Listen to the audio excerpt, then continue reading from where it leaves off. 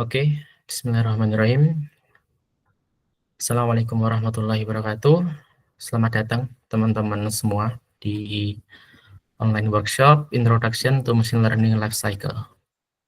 Sebelumnya, perkenalkan saya Muhammad Ainun Najib dari Ruby Talib AI sebagai moderator di sini. Oke, di pertemuan malam ini insya Allah akan kita bahas bareng nih tentang bagaimana life cycle dari kehidupan seorang machine learning engineer atau machine learning itu sendiri. Kemudian bagaimana alur kerjanya, kemudian tantangannya yang dihadapi, dan kemudian praktek terbaik nih dalam menghadapi tantangan tersebut. Nah, kemudian bagi teman-teman nih nanti setelah mengikuti workshop ini, dan kemudian teman-teman nih pengen lebih lanjut untuk belajar machine learning, teman-teman bisa nih ikut kelas lanjutan kami, yaitu Machine Learning on Production. Di mana nanti di kelas lanjutan ini teman-teman bakal belajar step by step nih, cara mengembangkan atau develop model machine learning yang kemudian siap untuk diimplementasikan di industri. Dan gilanya teman-teman di kelas ini, teman-teman nanti akan belajar nih, dari gimana cara memproses data, kemudian membangun model, kemudian membuat model serving, yaitu model yang siap di-deploy, dan deploy ke AWS dan Google Cloud Platform. Dan ini yang nggak ada di kelas machine learning yang lain, yaitu membuat monitoring system untuk ngecek kesehatan model AI yang kita develop. Nah, untuk info lebih lanjut nih tentang kelasnya, nanti teman-teman bisa cek, teman-teman bisa baca dari link yang nanti akan saya share ya di grup atau di kolom chat Google Meet ini.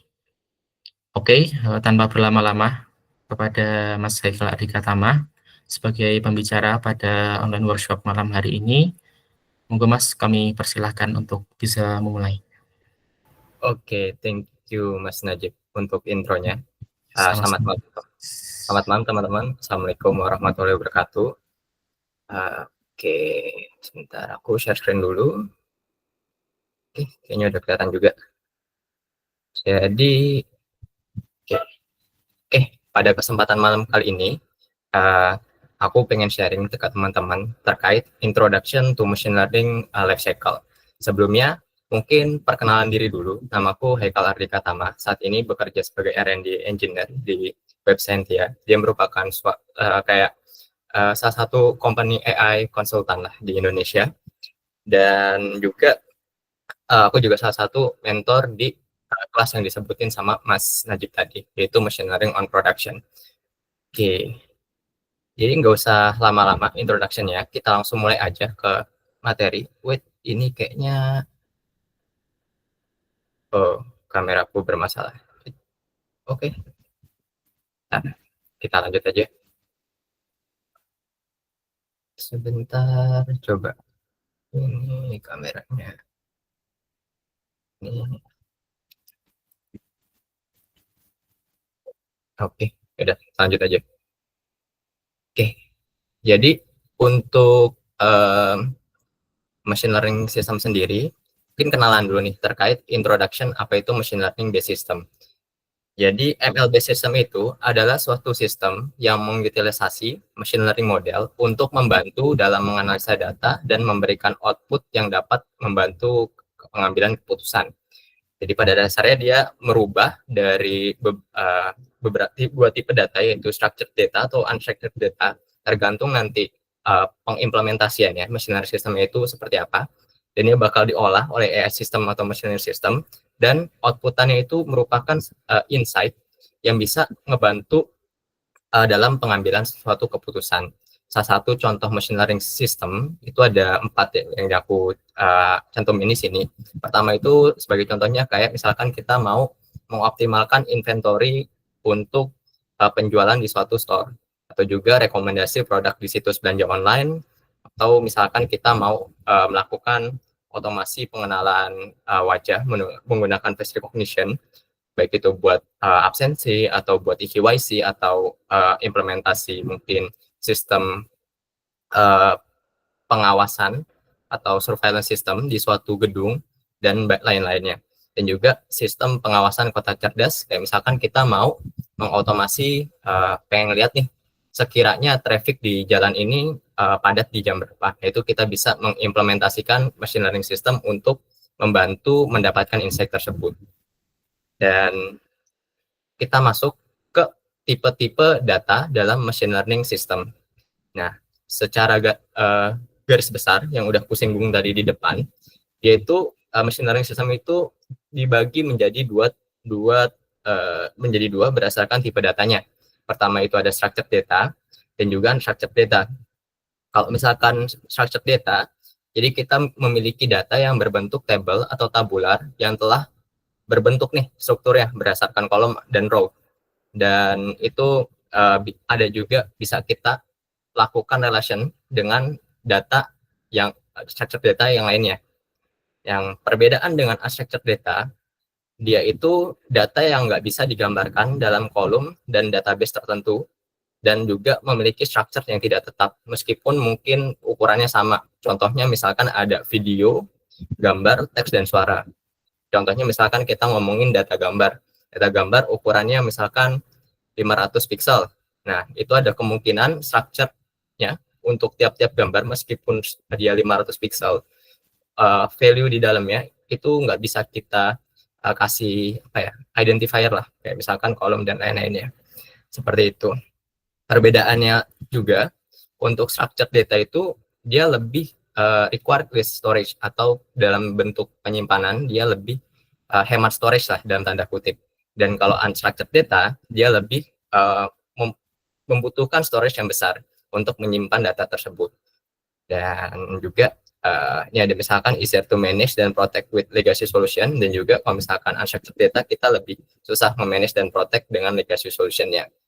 Lebih kayak gitu untuk tipe-tipe data dalam machine learning system. Dan kenapa tadi ada tipe-tipe data ini berkaitan dengan nantinya kita memilih model machine learning-nya. Ya, misalkan kalau structured data kita bisa memilih model yang lebih ringan, contohnya misalkan kayak traditional machine learning system, machine learning model, dan juga yang unstructured data kita memerlukan data yang lebih model yang lebih bisa mengekstrak pattern unstructured-nya. Misalkan untuk data gambar kita lebih bisa memilih model deep learning dan sebagainya. Dan untuk penerapan machine learning system sendiri itu di sini ada dua. Yang pertama itu meningkatkan performa suatu proses sistem dengan cara menambahkan insight dari suatu data tertentu. Dan juga misalkan sistem tersebut belum punya data infrastructure yang mendukung, bisa dibuatkan terlebih dahulu. Jadi lebih ngebentuk tuh end-to-end pipeline-nya seperti apa data infrastructure-nya. Dari pengolahan raw data, terus nanti kita handling, data processing, dan output-nya itu bisa memberikan insight dulu ke usernya dalam bentuk segi bisnis. Dan ketika udah dia terbentuk end-to-end-nya, baru kita bisa menambahkan insight dengan mengimplementasikan machine learning model untuk mengotomasi atau membantu pengekstrakan data lah, dan output-nya bisa diberikan insight lainnya. Dan yang kedua, ini dapat membantu mengotomasi suatu proses yang bersifat manual menjadi otomatis atau semi-otomatis dengan meminimalisir pekerjaan yang berulang. Contohnya misalkan tadi kita case-nya adalah sistem pengawasan kota cerdas, yang mungkin teman-teman ada yang pernah ngerasain gitu dulu mudik kan. Untuk pas dulu polisi itu untuk menghitung manual itu dia manual, jadi dia otomatis tuh misalkan ngitungin satu-satu kendaraan yang lewat di jalan tersebut, di posko mudik tersebut. Nah sekarang kalau misalkan kalau kita lihat, kita tuh bisa mengimplementasikan namanya vehicle counting untuk mengotomasi perhitungan kendaraan di jalan tersebut selama dia ada CCTV-nya. Itu bisa kita meminimalisir pekerjaan yang berulang. Dan intinya adalah kita dari semua penerapan machine learning system ini, kita mengubah suatu data tersebut menjadi insight. Kalau misalkan tadi vehicle counting tersebut, vehicle counting, misalkan kepadatannya itu kepadatan jalan tersebut udah mulai macet nih, nanti kita berikan sebagai insight ke user atau ke polisi untuk melakukan rekayasa lalu lintas, kurang lebih kayak gitu. Nah, machine learning model sendiri itu belajar dari data.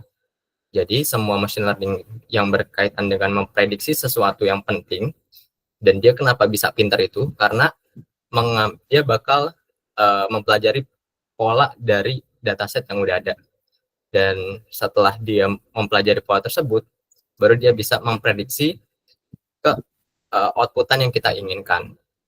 Nah, kurang lebih untuk flow-nya itu biasanya kita bakal memiliki dataset, dan dari dataset ini kita bakal bisa memilih kandidat machine learning modelnya, dan gimana kita meminimalisir kemungkinan machine learning modelnya gitu.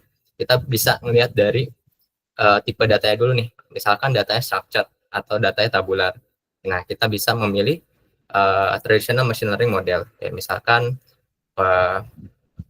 mungkin kita pakai SVM atau decision tree atau yang lainnya. Dan kalau misalkan datanya unstructured kayak video atau data gambar, kita bisa mapping ke deep learning model seperti CNN atau transformer based computer vision model. Dan nanti bakal terjadi learning proses, machine learning modelnya coba belajar dari datasetnya, dan kita dapatin trend modelnya. Dan art dari machine learning development ini, kita dapat nge-recycle code dan use case yang sama ke tipe data yang lain gitu. Bukan tipe data yang lainnya sih, tapi kalau misalkan case-nya dia sama, itu bisa kita pakai meskipun ada perbedaan label. Contohnya image classification, kita awalnya mungkin nge-training model untuk ngeklasifikasiin jenis kendaraan, dan ternyata kita dapat use case lagi nih untuk ngeklasifikasiin misalkan gambar produk di minimarket. Nah, karena case-nya sama, itu bisa kita recycle code-nya. Nah, dari semua itu, jadi gimana gitu proses untuk mengimplementasikan machine learning sistemnya. Nah, secara garis besar, implementasi machine learning system itu terbagi menjadi 2 tahapan. Yang pertama itu ketika kita melakukan consultation phase atau tahapan konsultasi dari user, dan juga nanti ada tahapan implementasi. Dan yang perlu mungkin kita bangun mindsetnya adalah ketika kita coba mengimplementasikan machine learning system, dia bakal bersifat sebagai suatu subsistem tambahan untuk mensupport sistem besar yang udah ada gitu. Ya, misalkan tadi kayak use case-nya pengawasan kota, pengawasan jalan. Karena sistemnya udah ada, kita implementasi machine learning system untuk membantu user mendapatkan insight. Dan juga begitu pula di use case lainnya. Dan biasanya ketika kita mau menerapkan machine learning system, kita akan berangkat dari permasalahan. User akan bilang misalkan dia punya permasalahan seperti ini. Dan di sini kita bisa melakukan problem understanding dulu dan requirements gathering. Jadi kita identify misalkan apa user pain point-nya seperti apa. User pain point-nya pada saat dia menggunakan sistem sekarang. Terus juga kita gather requirement-nya, keinginan dia tuh seperti apa, dan ekspektasi dari user itu setelah menerapkan machine learning based system itu seperti apa. Dan setelah kita bisa mulai machine learning problem framing, yaitu tahapan di mana kita udah dapat nih permasalahannya, kita coba framing apakah dia masuk permasalahan klasifikasi regresi atau yang lainnya, atau recommendation system. Itu bisa kita mulai lakukan framing. Nah, setelah kita melakukan machine learning problem framing, kita bisa nge-propose satu machine learning solution. Dan yang perlu diperhatikan, pertama itu outputannya bisa 3 poin ya. Pertama itu dataset requirements, tipe data apa yang teman-teman butuhin untuk nge-solve problem ini. Terus juga kandidat model selection, jadi bisa ngelakuin mungkin mulai in parallel research terkait kandidat model yang cocok untuk use case tersebut. Dan juga yang paling penting itu end-to-end infrastructure desainnya, atau at least kita tahu model itu bakal di-deploy di mana. Dan karena itu akan berkaitan dengan cost infrastructure untuk uh, ngedeploy model kita. Tuh. Dan dua hal yang perlu diperhatikan ketika tahapan consultation phase. Yang pertama itu educate user dan manage user expectation. Dan ini sebagai kayak constraint di mana kita tuh bisa memanage user expectation agar dia tidak terlalu liar idenya. Karena kan kebanyakan user itu bisa aja backgroundnya bukan dari technical atau memang awam terkait AI dan sebagainya, dan dia nggak tahu nih kapabilitas atau berkapabilitas sih constraint dari AI system itu sampai mana, baik itu keterbatasan dalam segi data atau keterbatasan infrastruktur dan lainnya. Ini bisa kita manage ekspektasi user di awal. Kayak misalkan sesimpel kayak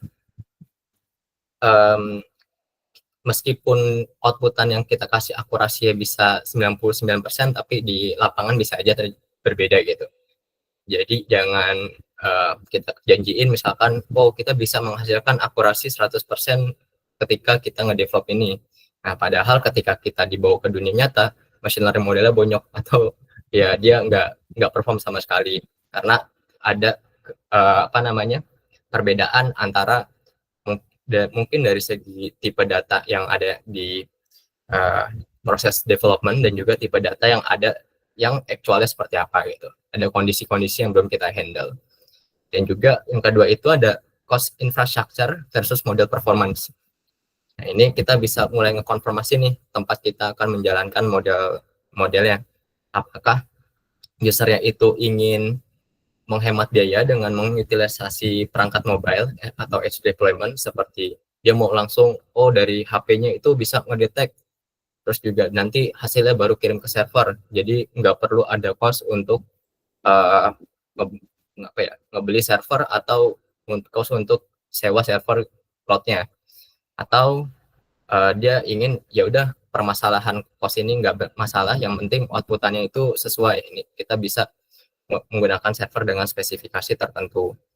Nah, ini dua hal yang bisa kita perhatikan di awal, karena dua hal ini berkait akan mempengaruhi tahapan proses development dan pemilihan modelnya. Contohnya, kayak misalkan kita ingin ngedeploy model machine learning-nya atau let's say model computer vision-nya itu di edge deployment, kita pasti cenderung memilih computer vision model yang memiliki parameter yang lebih sedikit dibandingkan computer vision model yang parameternya banyak.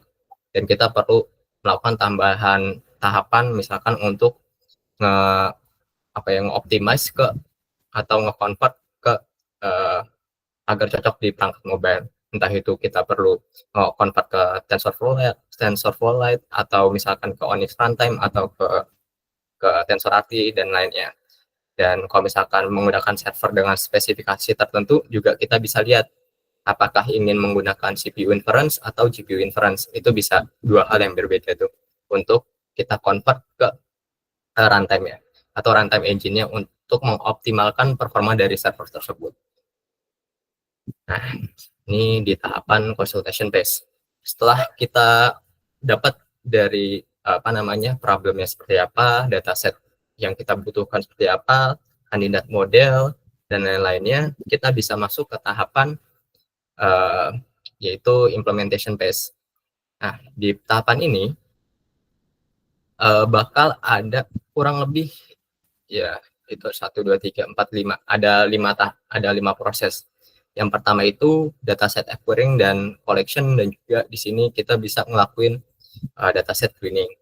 Nah, kita mulai collect data, terus juga mendapatkan datanya, terus juga mulai melakukan labeling misalkan diperlukan ya, dan sebagainya.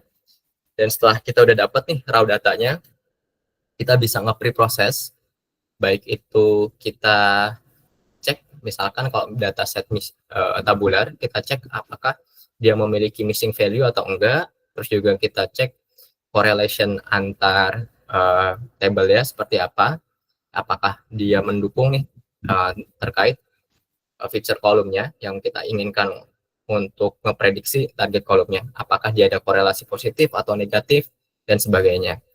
Dan juga kita bisa mulai nge-handling data-data yang misalkan datanya kategorikal, itu kita perlu ubah ke kita perlu melakukan one-hot encoding untuk mengubah ke numerical number. Nah, terus gimana kalau misalkan dia datasetnya unstructured, let's say tadi computer vision. Di dataset pre-processing kita bisa mulai nih, mungkin ngecek dari karakteristik datanya seperti apa, apakah dia itu kebanyakan gambarnya gelap kah, atau overexposure kah, atau misalkan dia terlalu ada yang blur kah, itu bisa kita cek untuk memastikan machine learning model kita itu bisa perform di kondisi real world-nya. Dan juga kita bisa cross check nih dengan target environment deployment-nya. Misalkan kalau memang tempat kita ngedeploy machine learning modelnya itu computer vision model itu banyak mungkin di malam hari, nah kita mulai perbanyak tuh dataset di malam hari. Seperti itu. Kita overfitting ke kondisi yang memang menjadi target kita dulu. Dan setelah kita lakuin dataset pre-processing, ini juga kita bisa ngelakuin prepare, ngebagi jadi nge-training dan juga dataset untuk nge-validate dan juga nge-benchmark.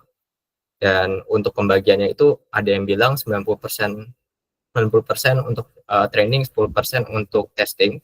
Tapi kalau bisa sih, kalau memang datasetnya banyak, itu kita perbanyak aja tuh dataset untuk nge-trainingnya dan testingnya. Meskipun sedikit, tapi bisa ngerepresentasiin kondisi di real world-nya. Jadi kita ada kita overfitting ke kondisi yang ingin kita tackle terlebih dahulu. Dan setelah kita dapetin datasetnya, kita masuk nih ke model training dan evaluation. Nah, di sini ini prosesnya bakal cukup lama ya. Mungkin dari kita nge-select modelnya terlebih dahulu, terus juga kita compare beberapa model yang udah kita pilih di awal, kandidat modelnya, kita training, dan setelah itu kita evaluate, dan mungkin dalam training pertama itu bisa langsung bagus, atau misalkan bisa aja dia masih jelek. Kalau misalkan jelek, kita perlu ngelakuin hyperparameter tuning, misalkan kayak kita tuning dari learning rate-nya, atau di deep learning kita implement learning scheduler dan lain-lainnya. Ini banyak eksperimen di sini.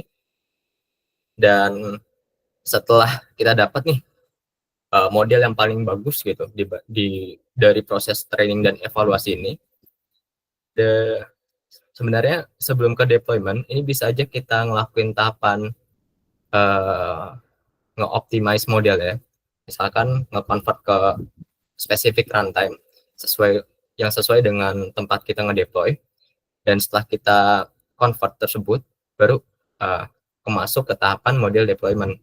Nah, di model deployment juga kita bisa nge-refer ke permasalahan, atau bukan permasalahan sih, hasil tahapan consultation phase-nya. Apakah kita akan ngedeploy dia sebagai API base atau batch inference, itu bisa kita clearin di awal dari kebutuhan usernya seperti apa. Apakah machine learning model itu harus ada setiap saat, dan user dan dari sistem mereka dia bakal nge-hit tiap saat. Itu bisa kita wrap sebagai API based machine learning system. Nah, tapi ada juga tuh yang machine learning model yang jalannya di waktu-waktu tertentu, karena usernya baru nge-compile data dan mengirim data di jam-jam tertentu, dan setelah data tersedia baru kita jalanin machine learning modelnya, dan outputannya kita save ke sistemnya mereka. Itu ada untuk tipe-tipe machine learning yang based inference. Nah, setelah kita tahu tipe machine learning system ya, dan tempat ngedeploynya, kita bisa ngedeploy modelnya. Dan setelah dideploy, udah kita set up dari segi infrastructure, terus juga dari segi mungkin dari monitoring tools dan lain-lainnya. Ini baru ada tahapan kita bisa tambahin model monitoring performance, yang mana tahapan ini kita bisa memonitor dua hal secara garis besar. Pertama itu sistem metrik, misalkan sukses rate-nya seperti apa, terus juga berapa lama dia ngejalanin proses predik dan sampai outputannya di save di tempat klien dan lain-lain. Dan juga ada kita bisa memonitor performa machine learning modelnya.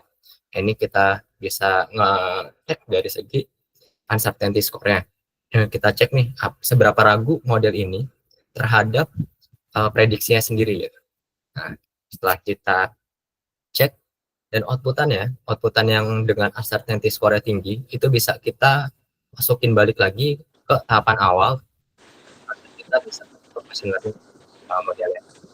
Dan kalau dia memang dari kliennya ada tambahan requirement atau ya tambahan requirement, kita bisa masuk lagi ke consultation phase ya untuk nge-clearin requirements-nya. Nah, itu overview implementasi machine learning sistemnya.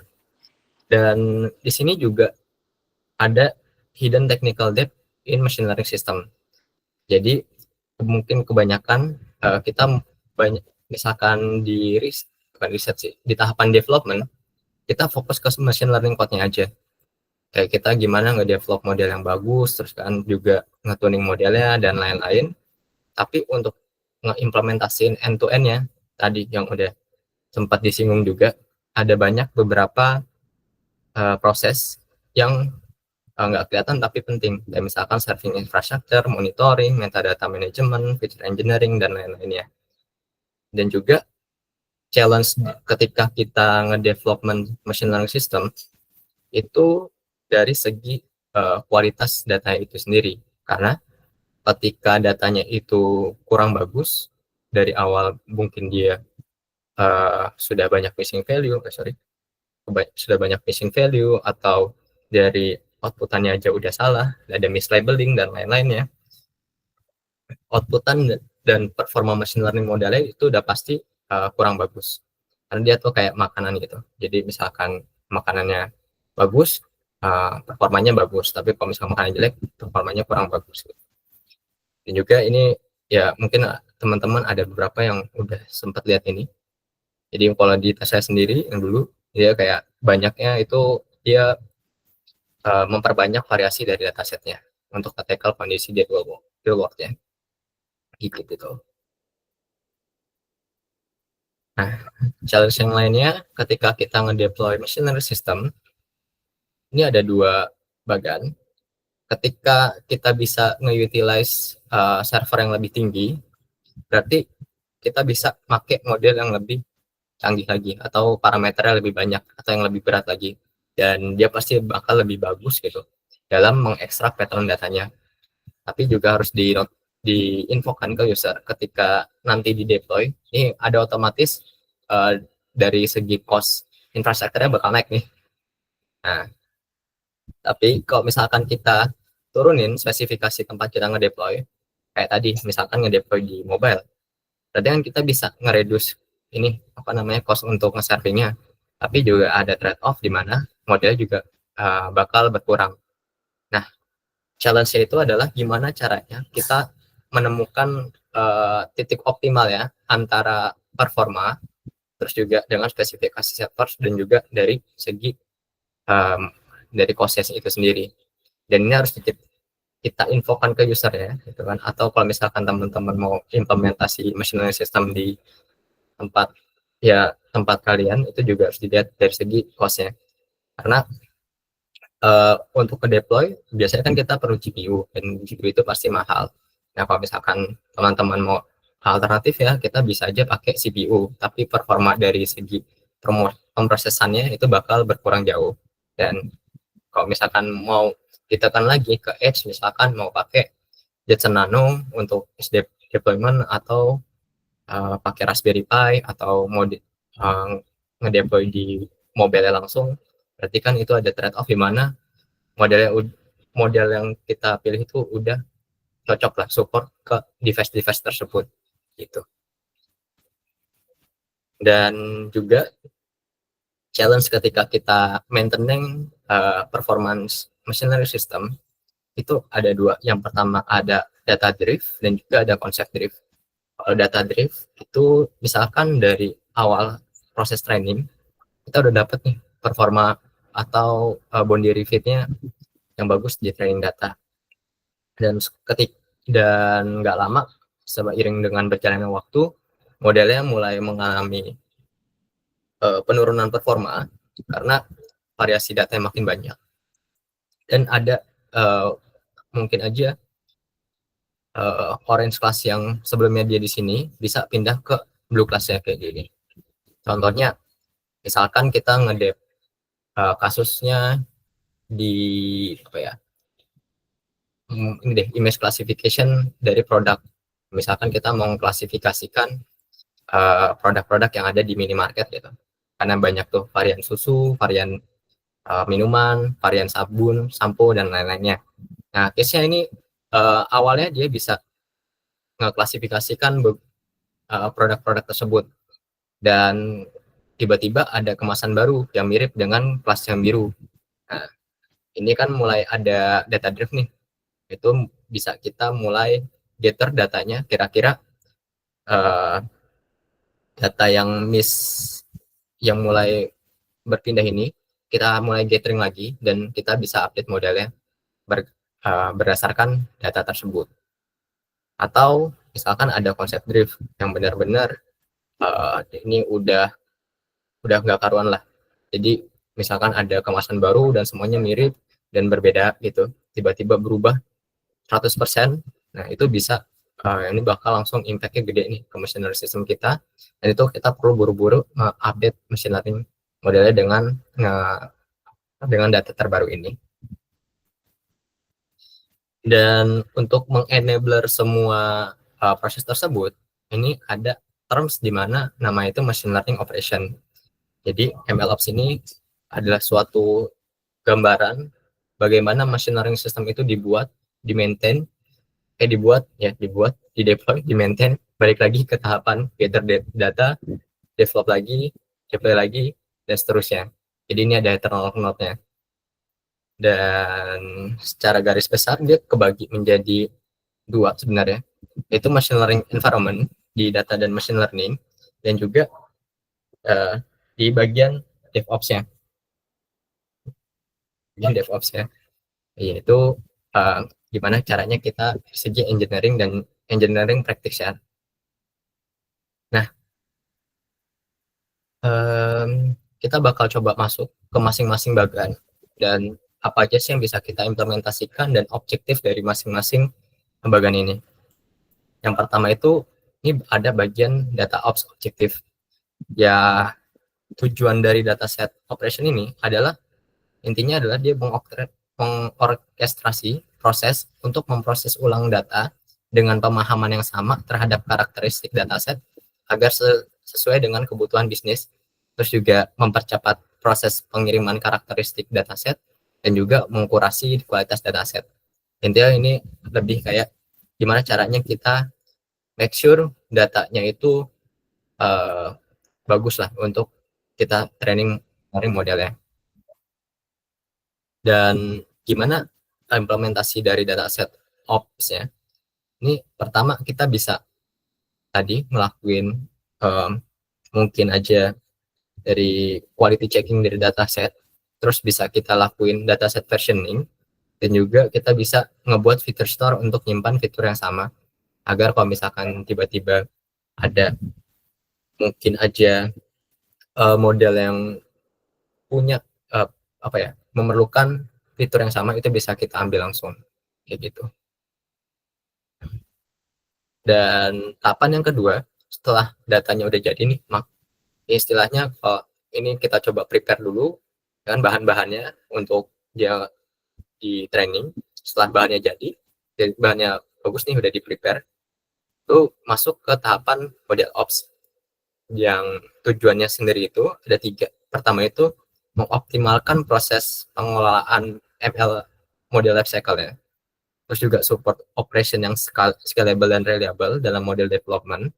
Dan yang terakhir itu meningkatkan kecepatan model development dalam proses peningkatan performa model atau retrain lifecycle ya. Nah, gimana caranya kita mencapai tujuan ini? Bisa misalkan kita mengimplementasikan eksperimen tracking dan artifact management. Jadi hasil semua training model ya, untuk model tersebut kita bisa store di eksperimen tracking yang udah otomatis nge-point out atau nge-manage artifaknya juga. Misalkan kita udah nge-running A nih, kita save hasil evaluation metricnya, dan setelah itu di webnya juga bisa kita cek hasil trainingan di run tersebut, run ID tersebut itu apa. Tuh. Dan yang kedua, bisa membuat automate training pipeline. Untuk toolsnya sendiri udah mulai banyak ya, eksperimen tracking dan artifact management. Ya misalkan ada yang Comet ML, terus juga ada A1DB, atau ada MLflow, dan juga ada Neptune. Dan kalau di kelas yang Machine Learning on Production, kita bakal ngepraktekin itu pakai Neptune.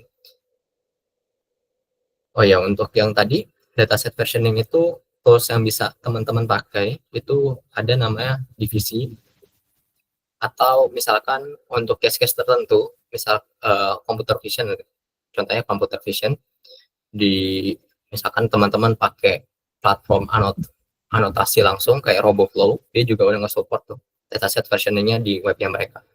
Jadi bisa langsung anotasi di situ, versioning di situ, dan kita tinggal download aja. Oke, misalkan kita udah nih dari data ops, model ops, kita masuk ke di development dan operationnya. Ya intinya di tahapan yang ini, dalam terms machine learning lifecycle, kita itu melakukan otomasi streamline dalam deployment dengan cara mengutilisasi CI/CD untuk continuous integration dan juga deployment. Dan juga bisa kita implementasikan monitoring system untuk continuous feedback loop dalam iterasi MLOps lifecycle. Jadi kita bisa set performance monitoringnya, bisa pakai uncertainty detection atau yang lainnya, dan hasil uncertainty detectionnya itu bisa kita pakai untuk improve modelnya, dan mekanismenya sendiri, nama itu adalah active learning. Okay. Dan untuk contoh implementasinya, di tahapan ini kita bisa melakukan atau mengimplementasikan CI/CD untuk setup arsitektur dan deployment. Nah, kan ada dua case nih deploy-nya. Ada yang kita infrastruktur kita handle sendiri atau cloud-based system dan kita punya akses, atau ada yang sistemnya on-premise, yaitu di server client. Nah, kalau untuk case yang cloud infrastructure yang kita manage sendiri, ini kita bisa CI/CD kita bisa implement, misalkan kita setup infrastruktur juga dan lain-lainnya, dan sampai monitoringnya bisa kita setup. Nah, tapi kalau misalkan kita mau deploy di client side, bisa kita automate aja pembuatan Docker image ya, untuk kita deploy ke server kliennya. Jadi kita bisa lebih kayak setup Docker build ya, udah dapat Docker image ya, kita save di Docker artifact registry-nya. Dan yang kedua, kita bisa membuat sistem monitoring untuk nge-trace event yang terjadi dalam sistem, baik itu latency, system resource, atau alerting, atau yang lainnya. Dan juga bisa mengimplementasikan active learning dengan menerapkan model monitoring dan mengambil data dengan nilai uncertainty score yang tinggi. Jadi, let's say kasus yang tadi yang product SKU classification, misalkan dia tiba-tiba mengeluarkan kemasan baru, dan pasti ketika kita mengimplementasikan uncertainty detection ini, dia akan mempunyai nilai uncertainty score yang tinggi untuk gambar-gambar yang memang belum ada di dataset training kita. Nah, setelah kita save ya kan, udah kita save misalkan image event A, uncertainty score-nya tinggi misalkan 0,7, 0,6, itu bisa kita ambil tuh, kita filter. Setelah kita filter, kita lakuin labeling dan sebagainya, baru nanti kita gabungin lagi dengan dataset yang lama, dan nanti baru kita improve modelnya dengan lakuin retrain-nya. itu yang bisa dilakukan untuk mengenabler cycle MLOps ini kayak gitu. Dan untuk levelnya sendiri, dia MLOps-nya ini aku ambilnya berdasarkan referensi dari Google ya. Google Google Cloud. Dia ngebagi itu terusnya menjadi ada 3 level. Level pertama itu atau level 0, semuanya ini dilakuinnya manual dari offline data extraction dan analisisnya. Terus juga ada manual experiment step dari preparation, training, evaluate, dan validation. Dan setelah mendapatkan trained model, kita save ke model registry, kita deploy di model serving dan masuk ke prediction service-nya kayak gitu. Dan biasanya ketika kita baru awal buat machine learning system nih, itu pasti kita bakal melakukan MLOps level 0 ini dulu. Untuk let's say case-nya kita mau POC atau proof of concept machine learning model kita nih berdasarkan problem yang user tadi, kita mau validate apakah ini udah sesuai nih dengan ekspektasi user di awal. Nah, setelah pada tahapan phase tersebut, kita bisa ngelakuin MLOps level 0 dulu untuk mempercepat proses development dan juga kita nggak over engineering di bagian infrastruktur dan lain-lainnya. Nah, setelah user udah setuju nih, POC-nya udah pass, udah lolos gitu. Nah, baru kita bisa pelan-pelan ngebangun di MLOps level 1-nya ini, yaitu baik dari kita mulai nge-script eksperimennya. Contohnya mulai membangun integration antara data ops dengan model ops-nya. Misalkan dari model ops-nya dia otomatis nih nge-read dari dataset versioning sistemnya. Nah, dan terus bisa automate run dan lain-lain, dan outputannya dia bisa di-save di eksperimen tracking. Dan setelah itu masuk ke pipeline deployment, ini masih manual dan dia kebagi menjadi 2 nih, experimentation sama production. Jadi kalau misalkan tahapan experimentation-nya dia masih terorkestrasi tapi masih di-trigger sama kita. Tapi kalau yang di production-nya dia otomatis nge-automate atau nge-update modelnya, dia udah otomatis end-to-end ya. Dan kalau yang level 2, dia semuanya kurang lebih otomatis sih, dari CI/CD build dan lain-lainnya. Nah, ini termsnya. Tapi terms MLOps sendiri atau level-level itu juga bisa kita ambil itu sesuai dengan kebutuhannya kita sendiri. Karena case-nya bisa aja misalkan di case computer vision itu kita nggak bisa tuh nge-out deployment-nya, atau nge-automate nge-automate bagian model performance-nya atau model analisisnya. Itu harus tetap dari ada human-nya gitu. Paling itu untuk MLOps levelnya. Kita masuk ke bagian akhir slide presentasi ini. Ada summary dari apa yang udah coba aku sharing di malam ini.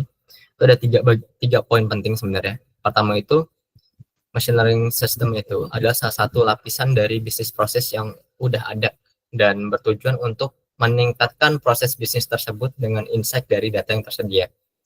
Jadi kita pastiin nih, ketika kita ngedevelop suatu machine learning system, dia bisa memberikan impact yang cukup gede lah, atau yang gede lah, terkait di bisnis proses yang udah ada gitu. Dan yang kedua, untuk tantangannya sendiri ketika kita ngedevelop machine learning model, itu pertama yang paling pasti terjadi ketika kita implement adalah ketersediaan data yang ada. Contohnya kebanyakan sih di bagian computer vision ya, itu dia bakal let's say tadi di product SKU classification. Nah, jarang tuh yang apa namanya ada dataset yang sesuai dengan use case kita atau yang use case lainnya. Nah, kita perlu apa namanya gather data tersebut sendiri, atau bisa aja kita ngelakuin data generation pakai 3D modeling atau yang lainnya untuk nge-improve case-case yang susah kita ambil datanya secara langsung. Dan juga semakin baik kualitas data, maka semakin bagus model machine learning kita. Dan juga dalam membangun machine learning model, kita juga harus nih memperhatikan infrastruktur agar model yang kita buat dapat bekerja secara optimal. Dan yang terakhir, kita bisa dengan mengimplementasikan prinsip MLOps dalam membangun end-to-end sistemnya, kita bisa lebih memanage dan membuat sistem yang at least lebih reliable dan mempercepat proses feedback loop dalam mengimprove machine learning model. Karena sebagus apapun data yang kita punya di development, pasti yang di production itu bakal ada case-case yang belum terhandle. Oleh karena itu, kita perlu continuous iteration agar machine learning model kita itu lebih matang. Gitu. Oke, mungkin untuk materi cukup sampai situ sebelumnya. Terima kasih teman-teman. Ini aku balikin dulu ya ke Mas Najib. Thank you untuk lanjutan sesinya. Oke, terima kasih Mas Haikal tadi Gatama atas penyampaian materinya Introduction to Machine Learning Life Cycle. Mungkin dari teman-teman nih ada mau pertanyaan terkait dari yang disampaikan atau terkait case-case yang mungkin teman-teman temui nih tentang machine learning.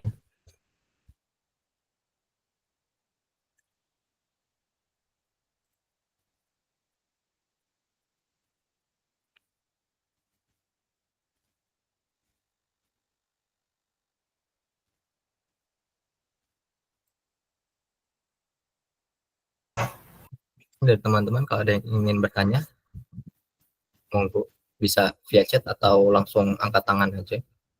Atau langsung ngomong juga nggak apa-apa sih sebenarnya. Jadi uh, tak share lagi.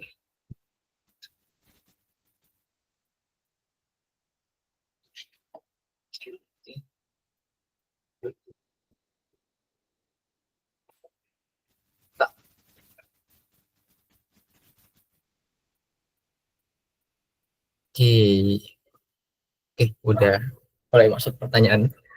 Aku jawab satu-satu ya. Mungkin dari Mas Angga Pratama dulu. Untuk training deploy machine learning ke production nanti, yang course-nya bisa untuk pemula nggak? Itu bisa banget. Karena kita ngajarinnya dari awal juga. Dan di kelas sebelumnya juga ada yang uh, dia memang background-nya bukan machine learning, tapi dia pengen belajar terkait gimana end-to-end-nya. Dan kalau misalkan nanti Mas Angga ikut kelas, itu bisa langsung tanya aja. Karena bakal ada sesi apa ya questionnya juga lah, dan bisa diulang materinya gitu. Untuk oke, lanjut ke pertanyaan berikutnya, Mas Alif Ramadan. Wait, tadi background ya. Next, Mas Haikal izin bertanya, metrik apa yang bisa mempermudah dev untuk proses MLOps ke user non-tech? Sebelumnya aku mau confirm dulu, ini maksudnya itu lebih seperti apa ya Mas? Untuk propose MLOps-nya kayak gimana gitu ke user non-tech ya? Usernya apakah end user atau dia itu uh, apa user di masih satu organisasi atau gimana?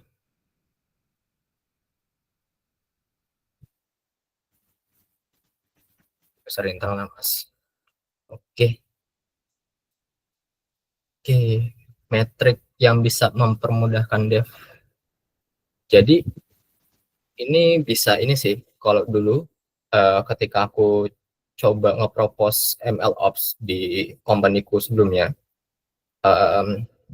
aku coba buat eksperimen kayak misalkan dari user yang user dalam artian ini user non-tech ya. Kita coba cek dari segi seberapa cepat kita ngeiterasi modelnya gitu. Misalkan sebelumnya kita perluin berapa step, dan outputannya apa namanya, kita bisa ambil juga lah berdasarkan seberapa cepat kita nge-improve iterasinya. Dan kalau misalkan ke user non-tech, ini bisa kita bandingin, misalkan metrik yang kita pakai metrik yang sama sebelum kita implement MLOps dengan udah implement MLOps, itu seberapa jauh perbedaan metrik bisnis metriknya, kurang lebih kayak gitu.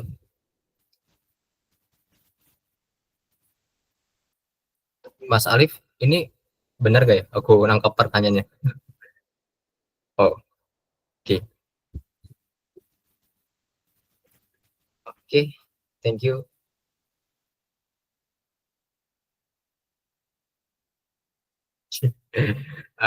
Kita lanjut ke Mas Andar. Jika sebuah layanan AI perlu menyimpan data sementara seperti riwayat ID atau kondisi tertentu, apakah diperlukan mekanisme session untuk memastikan data sementara tersebut dapat terisolasi sesuai dengan kasus? Khususnya bagaimana pendekatan terbaik? Riwayat ID atau kondisi tertentu.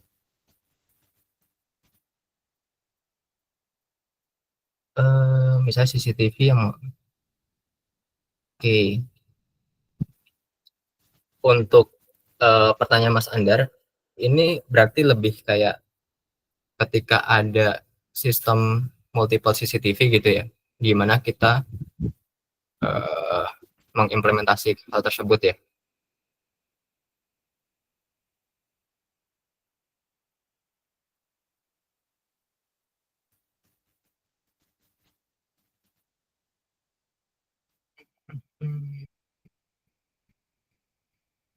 Oke, ini coba aku jawab dulu ya. Oh, ini bisa di elaborate lagi nggak Mas? Maksudnya pertanyaannya itu lebih kayak apa, ketika inputannya multiple CCTV atau eventnya itu dari CCTV tersebut gitu, atau gimana? Satu service dipakai dua CCTV. Satu service dipakai dua CCTV. Oke, ada pos kondisi. I see. Oke. Kalau yang sejauh ini, dia itu bisa pakai apa ya namanya? Kita bisa pakai ini sih, apa namanya? Misalkan satu service tersebut itu hanya bisa dipakai maksimum berapa input CCTV, dan itu bisa kita handling tuh kan, dari kita ketika kita assign ke AI sistemnya atau ya computer vision model ya, itu bisa kita kasih tahu juga CCTV ID-nya seperti apa. Jadi ketika dari CCTV-nya itu ngelempar inputan frame ya ke AI sistemnya, dia udah otomatis apa namanya, bersamaan dengan let's say stream ID-nya. Jadi eventnya itu nggak tumpang tindih itu antara CCTV 1 dan juga CCTV 2 dan juga CCTV 3 kayak gitu. Itu bisa kita manage di situ ya sih Mas. Dan nanti di database-nya ketika kita udah dapat nih outputan dari service ya, computer vision model ya, itu bisa kita save juga sama misalkan dari event ID yang tergenerate di tiap-tiap frame ya. Itu bisa kita generate misalkan inputan frame dari CCTV 1 dan nanti dilempar ke AI service, kita generate event ID-nya dan juga kita save juga stream ID-nya, dan inputan frame-nya bisa juga kalau misalkan Mas mau nge-save frame-nya dalam base 64 di database dan outputan dari modelnya. Nah, dari situ bisa kita apa namanya? Kita filter juga nanti. Let's say tadi kita punya uncertainty detection, jadi kita bisa mulai ngefilter kira-kira dari outputan untuk nge-improve modelnya, nge-outputan eventnya yang kita filter uncertainty score yang tinggi, untuk kita jadiin bahan training lagi sih Mas, kayak gitu. Tapi perlu kita isolate juga, kita kasih identifier lah dari CCTV-nya kayak gitu. Cukup menjawab nggak Mas Anda?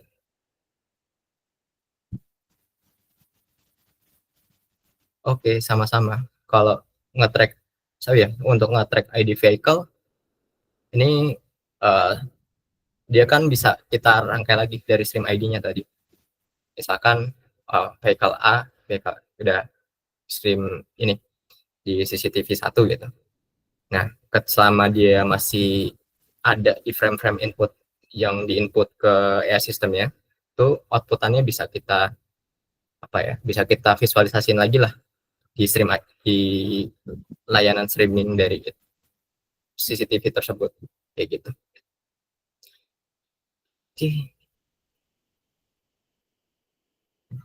Oke, lanjut ke pertanyaan Mas Husain Akbar. Itu metadata dengan data biasa bedakah? Oke. Kalau metadata yang dimaksud di sini itu lebih kayak hasil dari outputan machine learning modelnya pas nge-trainingnya. Jadi itu dia lebih ada kayak contohnya dari metadata yang bisa kita save. Misalkan model configuration pas di training, kita pakai model A, terus juga parameternya A, dan seterusnya. Terus juga ada evaluation matrix, ya. Dan misalkan outputannya seperti RMSI atau ACC, akurasi, dan sebagainya. Atau juga bisa kita tambahin versi dataset yang digunakan pada saat running training tersebut. Nah, ini yang dimaksud dengan metadata pada saat training model. Nah, kalau maksudnya artifak itu lebih kayak misalkan kita mau nge-save final model dari hasil training dan juga base model dari hasil training. Perbedaannya yang final model itu dia model yang tergenerate pas proses trainingnya selesai. Tapi kalau yang base model ini dia bisa aja bukan yang paling terakhir, tapi dia memiliki memiliki evaluation metrik terbaik. Nah, ini untuk artefaknya. Nah, kita bisa nge-utilize dua model ini untuk kita tes di data tesnya. Kayak gitu. Oke. Tadi sampai Mas metadata. Oh ya, ini Mas Hussein Akbar. Apakah cukup jelas, Mas?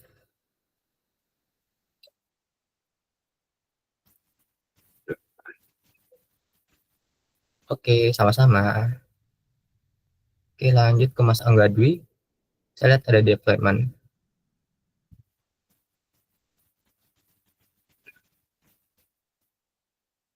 Mas, saya lihat ada deployment. Saya mau bertanya tools atau memang kita coding suatu program lalu DevOps jika codingan bahasa pemrograman yang dibutuhkan dan training itu juga ditulis coding. Tools kalau untuk ini pertanyaannya dari Mas Angga Dwi, bisa tolong mungkin dijelaskan lagi Mas, maksudnya apa?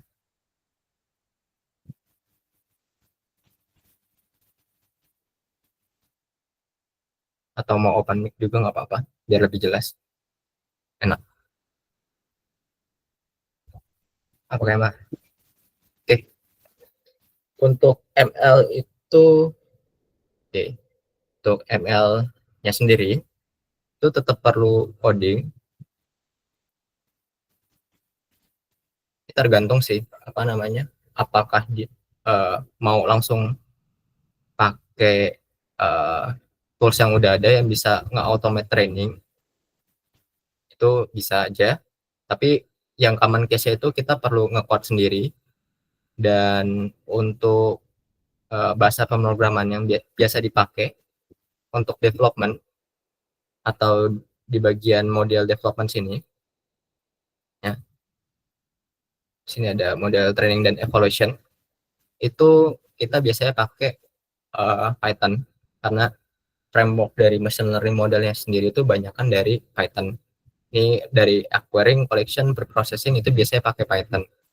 Nah, untuk deployment-nya ini ada dua opsi sebenarnya yang paling biasa digunain ya. Pertama itu ada Python juga untuk deployment, dan misalkan ada case di mana kita perlu nge-convert itu menjadi C++ untuk ngejar performance kayak gitu.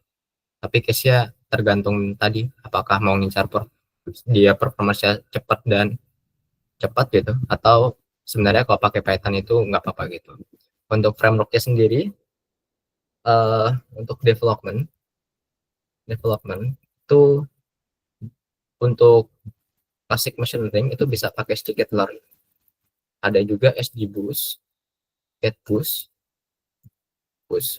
atau untuk deep learning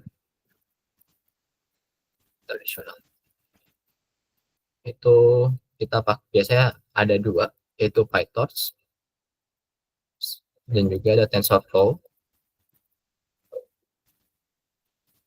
Untuk Apache Spark itu masuknya ke ini ETL tools atau data processing tools untuk ngolah inputan datanya. Itu let's say kliennya udah punya database yang gede gitu, dan kita perlu nge-extract datanya dan misalkan dari table-table mana, terus juga nge-join agar dapetin volume yang kita inginin untuk nge-training modelnya. Nah, itu bisa pakai Apache.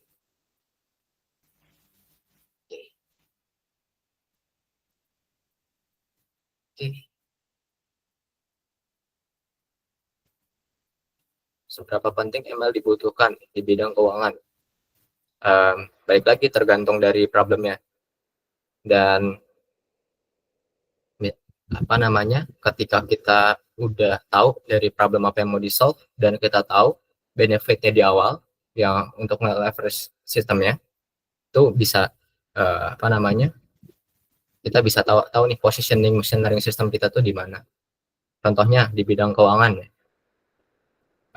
Let's say di banking ya. Itu yang paling penting ada, misalkan kita mau EQYC customer atau pengenalan proses pendaftaran rekening baru.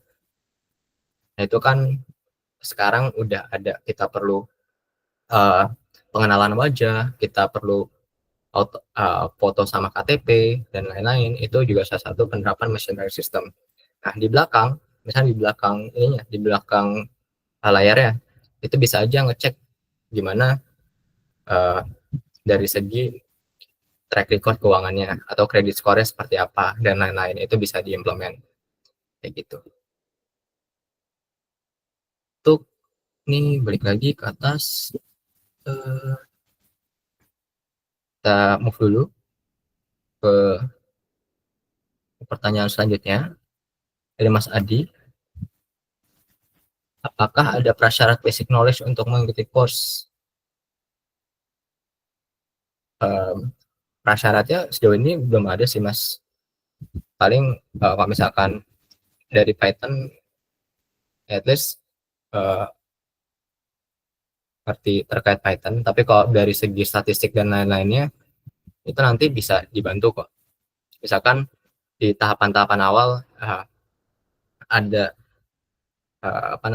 masih ada penjelasan yang kurang mengerti, itu bisa langsung lanjut konsultasi di grup juga, bisa drop pertanyaan, nanti kami jawab sih.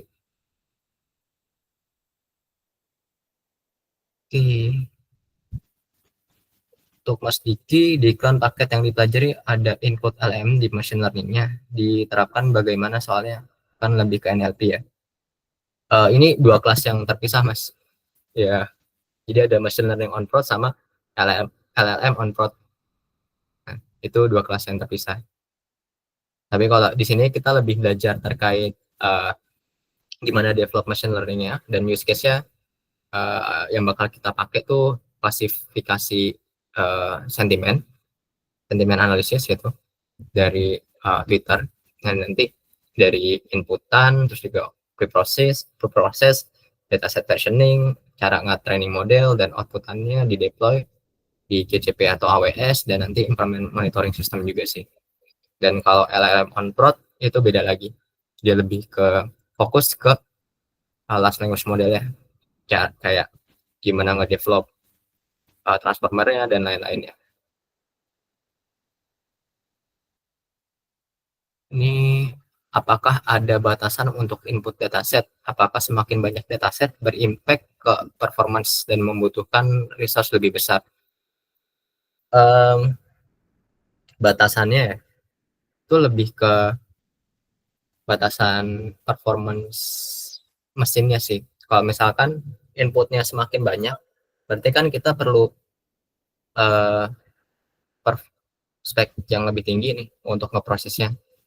Nah, kayak gitu. Tapi um, kalau misalkan proses training juga sama, misalkan kita nge-trainingnya itu lebih di large dataset. Nah, tapi kita hanya punya GPU misalkan 8 GB. Kalau misalkan kita proses trainingnya kita pilih batch size-nya gede, kegedean gitu, let's say 64, itu biasanya GPU-nya out of memory.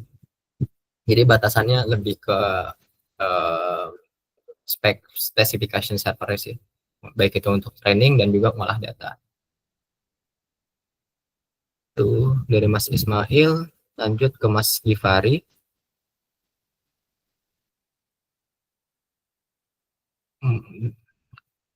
Dalam lifecycle ML, apakah peran role data science ikut berperan dalam lifecycle ini? Apakah DS juga ikut andil dalam hal model versioning dan registry, logging, unit, dan integration testing? Terima kasih. Untuk ini ya, aku nggak bisa jawab secara general sih Mas ya, karena bisa aja ini tergantung company juga sih. Ada yang dia dituntut untuk tahu dan implement hal tersebut itu.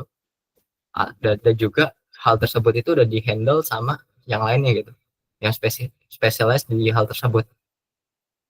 Tapi yang mungkin aku bisa jawab dari pertanyaan Mas Givari itu lebih ke arah ketika ngedevelop model, at least itu bisa menerapin prinsip ini sih. Ya karena kan data science lebih baik lagi tadi uh, dari segi nge-develop model dan lain-lainnya. Untuk versioning sama registry ini mungkin bisa aja bisa aja diimplement secara general, tapi kalau untuk logging dan unit integration testing ini nggak, bisa aja diperlukan, bisa aja enggak gitu, tergantung apakah ada orang yang udah handle atau belum.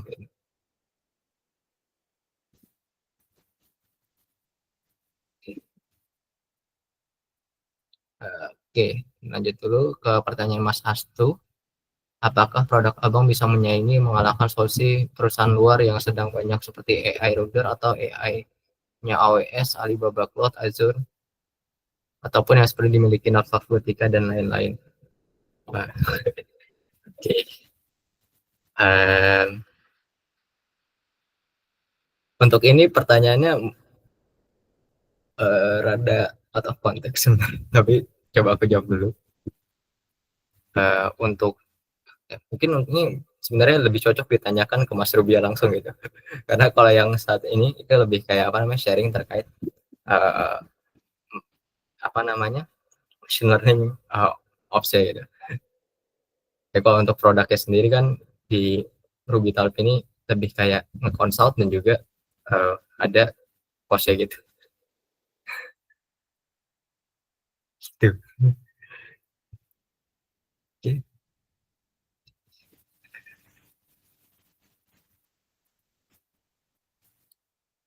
Oke, coba kita wait, ini Mas Harsto pertanyaannya udah. Sen, Mas Andar. Oke, ketika user dibalik ada pertanyaan dari Mas Andar. Mas, ketika user tanya bagaimana performa modelnya, itu jawab berdasarkan raw model terhadap data file atau performa model real on production seperti pengecekan post kondisi. Oke, untuk evaluasi performance, kalau kita mau ngomong ke user, kita bisa ngomong berdasarkan data benchmark punya kita. Tapi kita perlu make sure kondisi dataset benchmarknya itu juga kita informasiin ke user. Kayak misalkan kondisi seperti ini berapa, kondisi seperti ini kayak berapa gambarnya, dan outputannya ya kita bisa refer ke dataset golden standard kayak gitu. Tapi ini tetap kita pisahin nih. Yang testing itu kita overfit dengan kondisi yang apa namanya, kondisi yang benar-benar kejadian di lapangan itu. Nah, kalau performa real on production ya, kita tetap perlu ada pengecekan pos kondisi. Kayak contohnya, kalau pos kondisi ini lebih kayak kita coba input ininya apa namanya, ngelakuin benchmark secara cara kasat, secara eyeballing lah. Jadi let's say apakah dari outputan model kita itu udah sesuai, udah acceptable atau belum gitu. Dan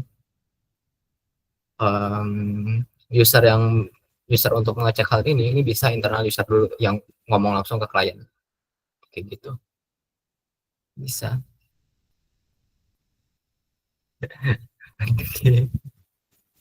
Oke, ini kita mau lamar kerja di ML, apa aja sih set yang perlu dikuasain? Pertama itu programming, terus juga machine learning skill, terus juga matematika, math, dan lain-lain. Yang penting statistika dasar dan kita tahu lah gimana caranya ngolah data. Dan ini pertanyaan dari Mas Diki, kalau AWS nggak punya akun yang berbayar untuk deploy di production, gimana untuk prakteknya, train atau testingnya? Ini bisa klaim atau ini sih Mas, apa namanya, klaim free tier AWS ya. Yang aku pakai juga free tiernya. Jadi daftarin pakai misalkan kartu debitnya atau apa. Tapi tetap di ini apa namanya, di cost manajemennya itu di set 0, itu bisa kok. Jadi kalau misalkan dia lebih dari thresholdnya, ada otomatis tuh ngasih tahu ke kita. Oke.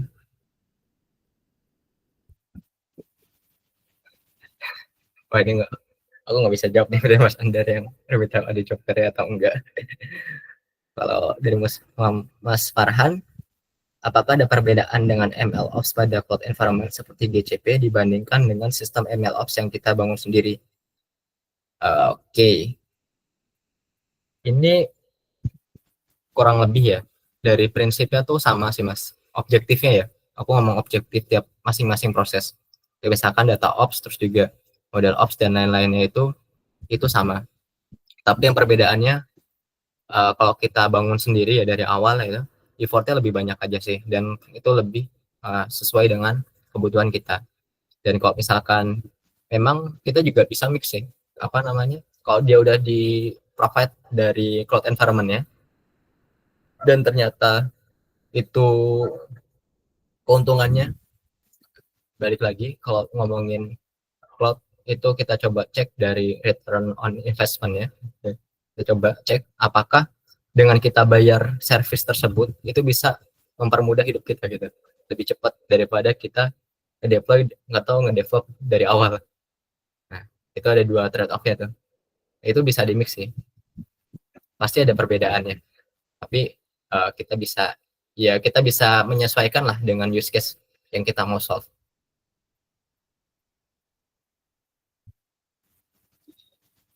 Belajar statistika, rekomen atau video channel tuh kalau ini ya mau langsung dan punya basic coding, sebenarnya ini ada buku yang pernah aku pakai, hands on machine learning pakai scikit-learn. Ini dia langsung praktek sih, dan untuk matematikanya atau statistiknya itu bisa coba cari referensi bukunya. Tapi kalau yang terakhir tak pakai itu math math for ML, matematik for machine learning. Tapi ya itu bisa kita ya dua buku itulah.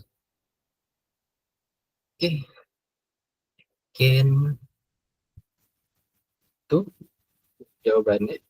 Dari teman-teman ada pertanyaan atau follow up pertanyaan lagi?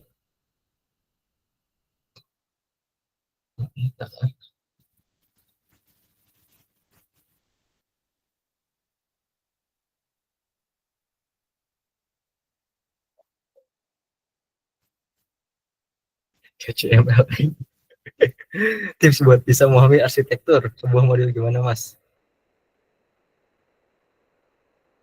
Oke, ini kalau mau pahamin secara dalam nih, itu bisa ngecek ini sih, ada benar-benar dia hands on ML by Prof dia apa siapa gitu, dan dia benar-benar implement penghitungannya dari pakai Excel sheet. Itu benar-benar kita tahu tuh ini peta area. Tapi kalau mau pahamin secara general tuh bisa apa namanya, selama kita punya basic, kita belajar misalkan dari pahamin apa itu machine learning-nya, terus juga gimana cara kerjanya, terus misalkan kalau deep learning itu neural network kayak gimana, terus juga nanti pahamin cara kerja convolutional neural network seperti apa, atau LSTM gimana, transformer gimana, itu bisa setelah tahu nih core layer-nya, cara layernya bekerja, itu bisa aja sih apa namanya implement langsung di Python atau apa tiap-tiap layernya, dan outputannya kita cek, oh ternyata outputannya seperti ini. Dan kalau misalkan ada arsitektur model yang baru gitu kan, itu bisa kita cek layernya seperti apa, dan tahu fungsi layernya kayak gimana, itu bisa kita pelajarin pelan-pelan lah. Karena uh, kan machine learning development ini cukup cepat ya, bukan cukup cepat sih, sangat cepat lah perkembangannya.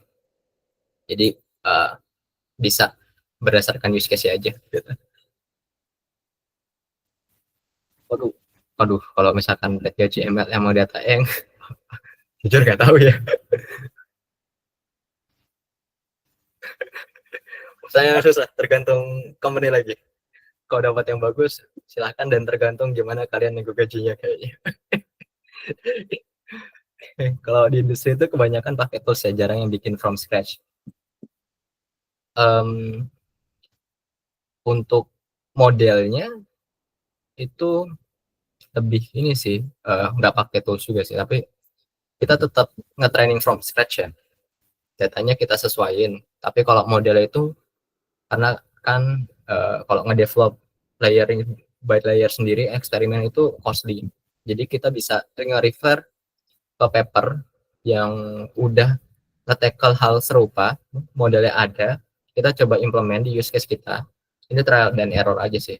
Arsitekturnya misalkan untuk case computer vision, object detection, itu udah banyak implementasi terkait YOLO. Daripada kita nge-develop model sendiri, kita pakai arsitektur yang udah ada, kita train, tapi tetap training from scratch, yang cocok dengan terkait use case kita. Kalau Masnya sendiri misal udah paham ngerancang arsitektur yang manual dari awal tiap kasusnya atau tetap punya template andalan? Ini nanti di apa namanya lebih ke ini sih tadi terkait machine learning problem framingnya. Misalkan dari teman-teman udah tahu nih use case-nya apa. Nah itu biasanya udah ada tuh model-model yang perform di case tersebut. Itu bisa langsung dipakai. Contohnya computer vision daripada kita pakai atau ANN biasa gitu.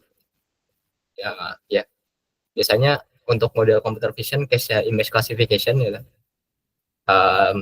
Sebagai tips itu coba cek golden modelnya adalah Resnet 50 untuk image classification karena rata-rata belakangnya model yang terbaru itu biasanya feature extraction-nya adalah Resnet 50.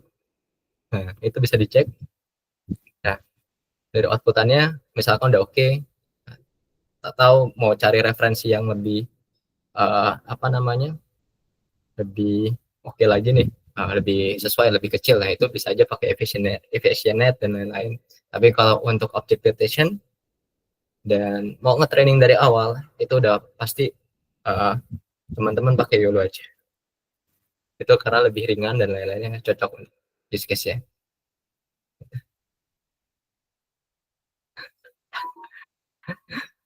Oke, untuk dari Sifari lagi, kasih tips untuk bangun project atau portofolio yang berkaitan dengan MLOps dalam hal ini projectnya yang menurut Mas Haikal memiliki impact. Oke, sebenarnya uh, kalau dari ML projectnya itu saya kembalikan lagi ke Mas Givari untuk nge-explore terkait apa yang sekiranya berimpact itu, karena apa namanya problem tiap-tiap orang, keresahan tiap-tiap orang kan pasti beda. Nah, tapi bisa dicek dari beberapa industrial, misalkan mau cek di AI in financing atau misalkan AI di uh, surveillance system dan lain-lain, itu bisa dicek sih.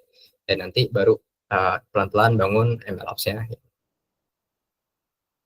yang lebih apa namanya, kalau bisa ya langsung terjun aja projectnya, langsung terjun punya kesempatan gitu di project tertentu teman-teman ML, dan selama kita nge-develop mulai nggak implement apa namanya prinsip-prinsip tersebut lah. Nah, setelah ini uh, oke, oke. Kalau next training ini, kalau teman-teman penasaran nih terkait kelanjutan implementasinya, itu bisa langsung daftar aja sih di ML1 Pro. Nanti uh, kita bakal belajar implementasinya dari cara nge-problem framing, terus juga dari cara uh, ngebuat dataset versioning, training, dan lain-lainnya kayak gitu. Untuk cek silabusnya ada di ML on Production. Kayaknya tadi udah di-share sama Mas Najib juga. Nah, nah ini kayak gitu. Oke, mungkin udah cukup banyak ya pertanyaan tadi. Mungkin kita cukupkan dulu sesi pertanyaannya. Kalau udah pernah daftar, materinya mantap, saya nggak ngoding, jadi nggak kebuat note juga. Nah itu harus di apa namanya final projectnya harus diimplementasikan apa namanya uh, materinya ya, karena udah tahu materi seperti apa, karena kita perlu praktek agar materinya mengeresap kayak gitu. Oke, paling itu aku cukupkan untuk sesi pertanyaannya. Bagi teman-teman yang tertarik uh, lanjut ini bisa daftar di ML on Production. Ini aku balikin lagi ke Mas Najib. Oke, thank you. Wait, yang Mas Andar nanti tak share di chat ya. Oke, thank you.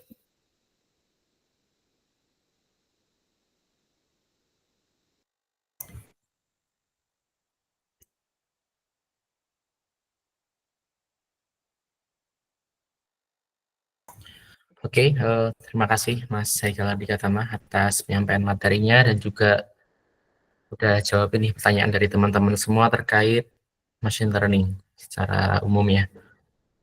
Oke, kepada teman-teman semua yang mungkin tertarik nih belajar machine learning secara lanjut, teman-teman bisa daftar di link yang nanti akan saya share juga di grup komunitas di WhatsApp. Oke, mungkin itu saja dari kami, Grup Virtual API. Mohon maaf apabila selama penyelenggaraan kelas ini ada kekurangan. Kalau misalnya teman-teman pengen diskusi lebih lanjut nih atau pengen nanya-nanya, juga bisa di komunitas, bebas nanya apa aja, bebas. Oke, itu aja mungkin dari saya. Sekian, saya tutup untuk workshop malam hari ini. Terima kasih. Assalamualaikum warahmatullahi wabarakatuh. Waalaikumsalam. Thank you semuanya. Oke, thank you Mas.